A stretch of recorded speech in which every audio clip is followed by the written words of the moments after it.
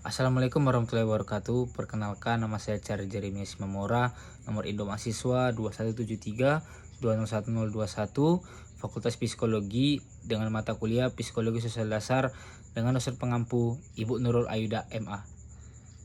Izinkan saya untuk memperjelaskan tentang naskah persepsi sosial yang telah saya ambil dalam tema untuk hari ini. Yang pertama, kita akan membahas tentang pengertian. Individu akan menggunakan informasi apa saja yang dapat diperoleh guna membentuk kesan terhadap orang lain. Misalnya, untuk menilai kepribadian serta hipotesis mereka tentang orang yang bagaimana mereka tersebut. Proses ini dinamakan dengan persepsi, yang dalam bahasa Indonesia diterjemahkan sebagai penglihatan, pengamatan, pemahaman, atau tanggapan. Menurut Kotler, ia menyatakan bahwa persepsi merupakan suatu proses di mana seseorang dapat memilih, mengatur, dan mengartikan informasi menjadi suatu gambar yang sangat berarti di dunia. Persepsi sosial juga disebut sebagai proses di mana kita memahami dan memaknai kehidupan kita sehari-hari. Contoh, kita memahami gerak-gerik seorang yang tidak menyetujui atau menyukai pendapat kita. Dengan proses ini, kita membentuk kesan tentang orang lain. Kesan yang kita bentuk didasarkan pada informasi yang tersedia di lingkungan.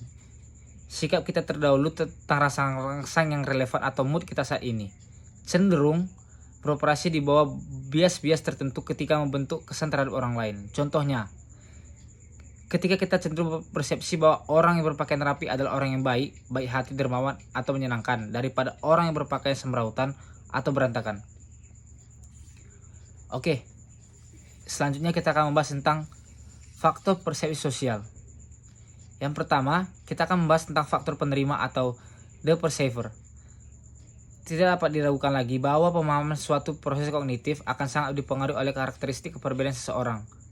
Seorang pengamat diantaranya adalah konsep diri, nilai sikap, pengalaman masa lalu, dan harapan-harapan yang terdapat dalam dirinya. Seseorang yang memiliki konsep diri tinggi akan cenderung melihat orang lain dari sudut tinjauan yang bersifat positif atau optimistik. Yang kedua yaitu faktor situasi atau the situation. Pengaruh faktor situasi dalam proses persepsi sosial dapat dibagi menjadi tiga seleksi, yaitu seleksi, kesamaan, dan organisasi. Secara alamiah, seseorang akan lebih memusatkan perhatian pada objek-objek yang dianggap lebih disukai daripada objek yang tidak disukai. Hal ini sering disebut dengan seleksi informasi tentang keberadaan suatu objek, baik fisik maupun sosial. Yang kedua yaitu kesamaan. Kesamaan adalah kecenderungan dalam proses persepsi sosial untuk mengklasifikasikan orang-orang ke dalam suatu kategori yang kurang lebih sama atau tidak ada bedanya. Yang ketiga yaitu faktor objek sasaran atau the target. Beberapa ciri terhadap dalam diri objek sangat menentukan untuk dapat memberi pengaruh yang menentukan terhadap terbentuknya persepsi sosial. Ciri yang pertama dapat menimbulkan kesan pada target adalah keunikan atau novelty. Ciri-ciri unik yang terdapat dalam diri seseorang salah satu unsur penting yang menyebabkan orang lain merasa tertarik atau memusatkan perhatian kepada kita. Ciri kedua adalah kekontrasan, yaitu seorang akan lebih mudah oleh orang lain terutama apabila memiliki karakteristik yang berbeda daripada orang lain terutama pada fisiknya. Misalnya, seseorang yang berkulit hitam akan lebih mudah diingat ketika ia tinggal di lingkungan sebagian besarnya orang berkulit putih. Ciri yang ketiga adalah ukuran atau intensitas. Intensitas ini adalah kita dapat mendukung kesan pada orang lain dibanding kepada yang lain. Contohnya, Miss Universe akan lebih mudah diingat atau menimbulkan kesan pada orang lain dibanding gadis-gadis pada umumnya. Ciri yang keempat adalah kekompakan atau proximity. Objek dengan latar belakang sosial orang lain kecenderungan mengklasifikasikan dengan ciri-ciri yang sama dengan hubungan kedekatan mereka.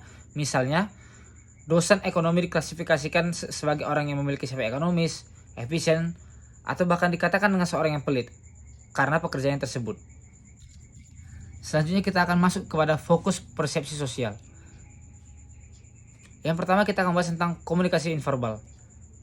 Komunikasi nonverbal adalah komunikasi antara individu tanpa melibatkan isi bahasa lisan, namun mengandalkan bahasa non-lisan seperti ekspresi wajah, mata, mimik tubuh, postur tubuh, dan lainnya.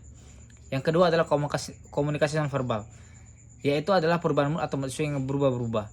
Yang kedua kelelahan, yang ketiga adalah penyakit atau obat-obatan yang mempengaruhi cara berpikir dan bertindak seseorang dan melakukan perbuatan yang tidak diinginkannya.